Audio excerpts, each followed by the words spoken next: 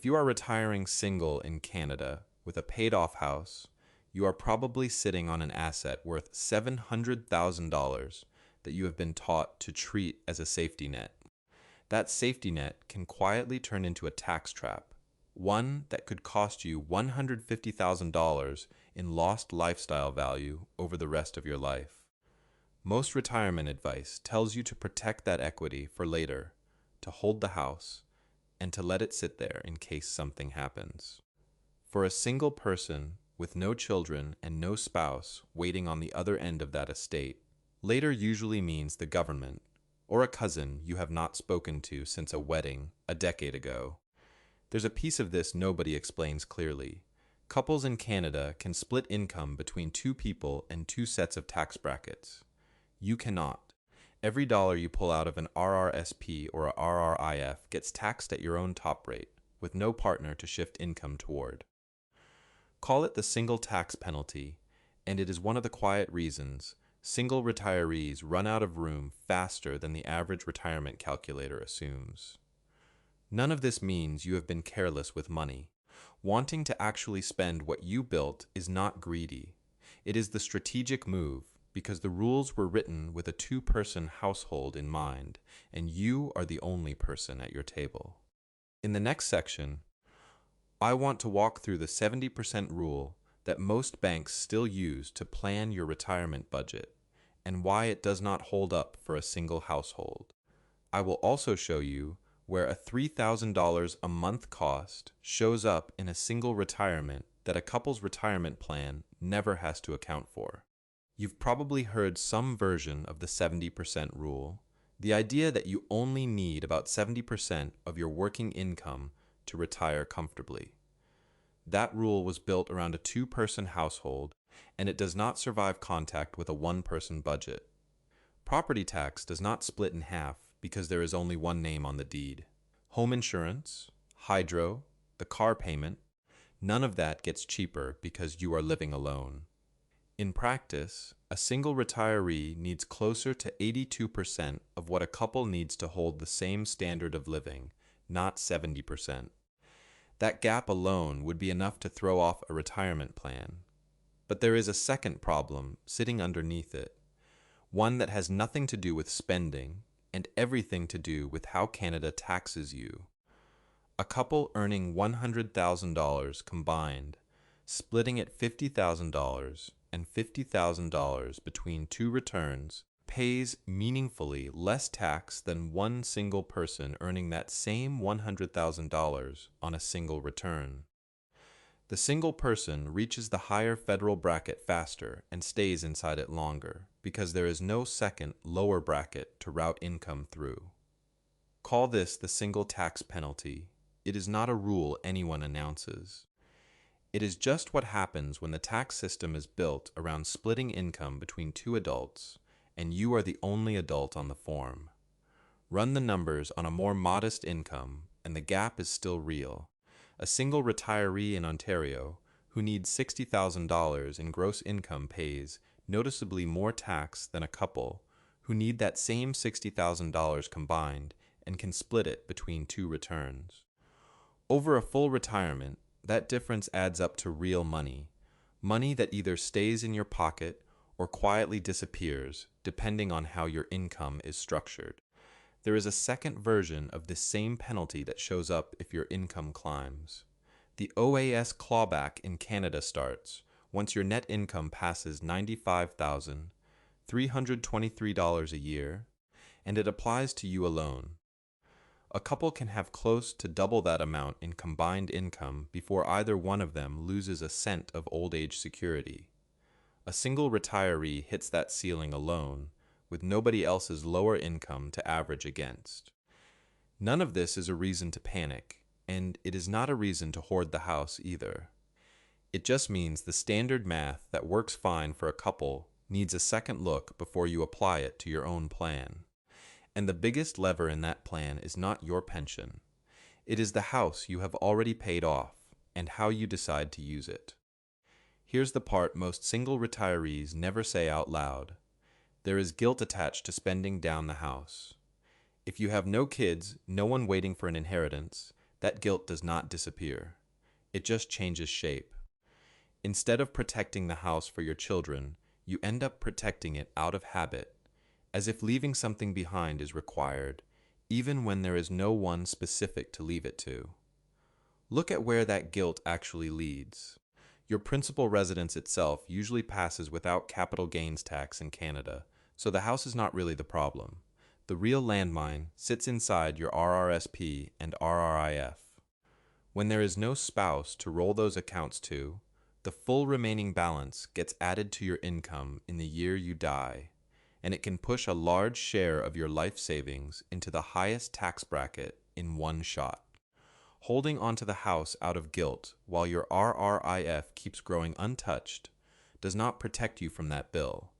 It just makes the eventual number bigger. Think of what comes next as a framework, not a one-off decision. Call it the home equity harvest. Instead of treating the house as a static asset that just sits there until you die, you treat it as a working part of your income plan, the same way you would treat an RRSP or a TFSA. Some planners talk about a RRIF meltdown, deliberately draining a registered account early to control the size of the tax bill later. This is close to the reverse version of that idea. Instead of melting down the RRIF first, you draw a controlled amount from the house first and let the RRIF sit and often keep growing while you do it. I used to think reverse mortgages were a last resort, something you turned to only when you had run out of other options. I was wrong about that. For a single retiree with no heirs, a structured home equity plan, whether that is a reverse mortgage program or a line of credit against the house used carefully, is not desperation. It is closer to a tax strategy hiding inside a piece of real estate. The math on a $700,000 home works like this. If you access just 3% of that equity in a given year, that is $21,000, and in most structures, that money comes to you tax-free because it is a loan against an asset you already own outright, not income. Compare that to pulling an extra $21,000 out of your RRIF instead. That RRIF withdrawal is fully taxable, and depending on your other income, it can push you into a higher bracket or closer to the OAS clawback line. The equity route gives you the same $21,000 in your pocket without the tax consequence. This is not going into debt in the way that phrase usually scares people. Think of it instead as bringing your own capital back to yourself. You already own the house. You already did the work of paying it off. Structuring a way to access that value while you are alive and able to enjoy it is not reckless. It is repatriating money you already earned so it can fund the life you actually want instead of sitting locked inside a set of walls. But there is a cost that shows up if you only think about this in terms of money and never build in the other side of a single retirement. If you do not use some of that equity to build what I would call a social connection budget, actual spending on the relationships and activities that keep you engaged, you are going to run into a cost that no GIC or savings account can protect you from. Most single retirees, without meaning to, start cutting the same things first. Travel, dinners out, a golf membership, the parts of life that feel optional when you are watching your capital closely. The math feels responsible in the moment. What it misses is that isolation carries its own cost, and that cost shows up later as a health bill instead of a lifestyle expense.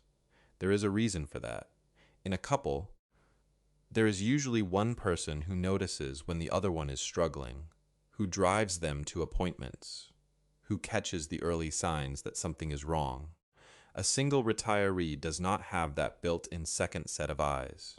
The move from managing fine on your own to needing real help tends to happen faster and with less warning because there is no one in the house tracking the small changes. And when that help becomes necessary, it is not cheap. In-home personal support worker care in Ontario now runs somewhere around $28 to $35 an hour through a private agency. Even a modest 20 hours a week lands you around $2,400 to $3,000 a month, and that is before anything more serious is needed. Picture two versions of the same person. One keeps cutting every discretionary dollar, stays home more, sees fewer people, and over several years becomes noticeably less mobile and less connected.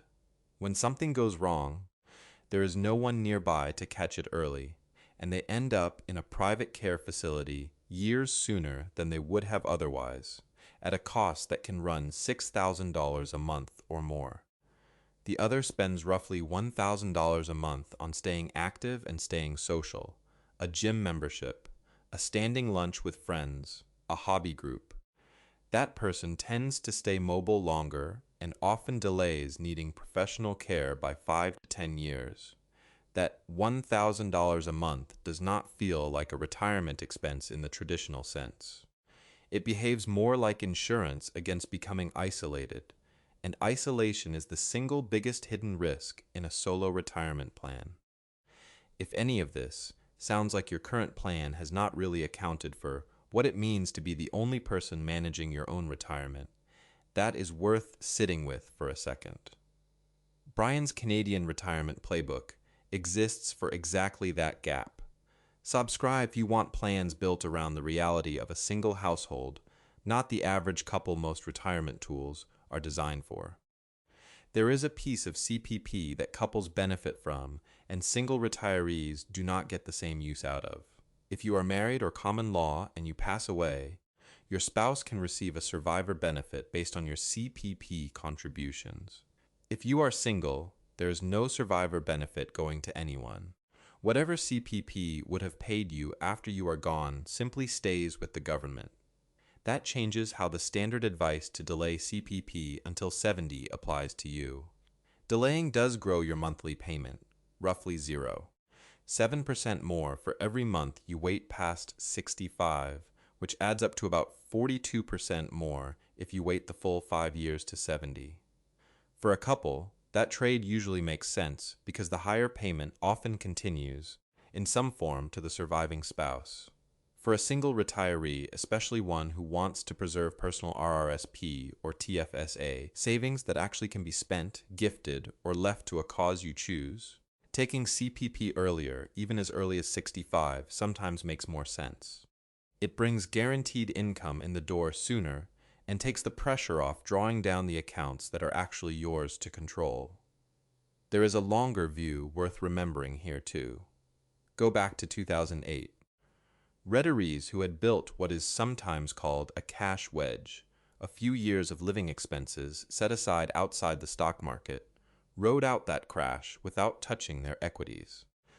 People relying entirely on a RRIF that had to be drawn down every year, regardless of what the market was doing, were forced to sell at the bottom and lock in losses they never fully recovered from.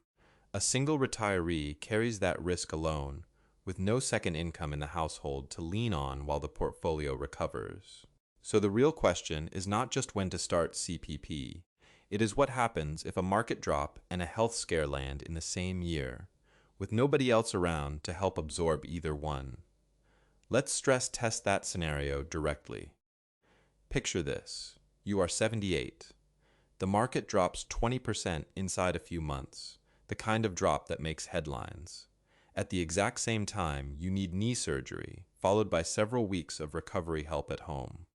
That recovery adds up to roughly $5,000 up front, plus about $2,000 a month in temporary care while you heal. Without a plan for this exact overlap, this is the typical outcome. You sell RRIF units to cover the surgery and the care, except you are selling into a market that is already down 20%. That locks in the loss instead of giving the portfolio time to recover, and because RRIF withdrawals are fully taxable, you are also generating a tax bill in the same year your investments took a hit. Now picture the version of this where you had already set up a line of credit against the house specifically for moments like this. Instead of touching the RRIF, you draw the $5,000 plus the monthly care cost from that home equity line, largely tax-free, and leave the portfolio alone. The market eventually recovers, because it generally does over time, and your retirement accounts get the chance to come back with it. Same age, same market drop, same medical emergency. One version ends with a permanently smaller portfolio and an extra tax bill in a bad year. The other ends with a temporary draw on the house and a portfolio that got to recover on its own timeline. The difference is not the emergency. It is whether there was already a plan sitting there before the emergency showed up. If you want to put this into practice, here is where I would start. First, pull your most recent tax return and actually calculate your own version of the single tax penalty. Compare what you are paying against what a couple with the same household income would pay, so you know the real size of the gap you are working with. Second, build a social connection budget into your monthly numbers. Even a modest $500 a month set aside for the things that keep you active and connected. Treat it as a real line item, not an afterthought. Third, look at your will. If you genuinely have no heirs, a donor-advised fund or a similar charitable structure can meaningfully soften the tax hit on whatever is left in your RRSP or RRIF when you die, since that balance can otherwise be taxed at over 50% on your final return. One more small move worth doing this year: moving $7,000 into your TFSA instead of leaving it in a regular taxable account means that money can grow at something like 2% a year completely shielded from tax, instead of handing part of that growth to the CRA every single year. You are not a failed version of a couple, and you are not behind because you are the only name on the mortgage. You are a solo navigator, and the house you paid off is a tool for the rest of your life, not a museum piece to be preserved untouched. I do not know the specifics of your health, your savings, or your family situation, but I do know the math of retirement changes once you are the only one sitting at the table making the decisions. If you want a plan built around that reality instead of the average couple most retirement advice assumes, subscribe to Brian's Canadian Retirement Playbook.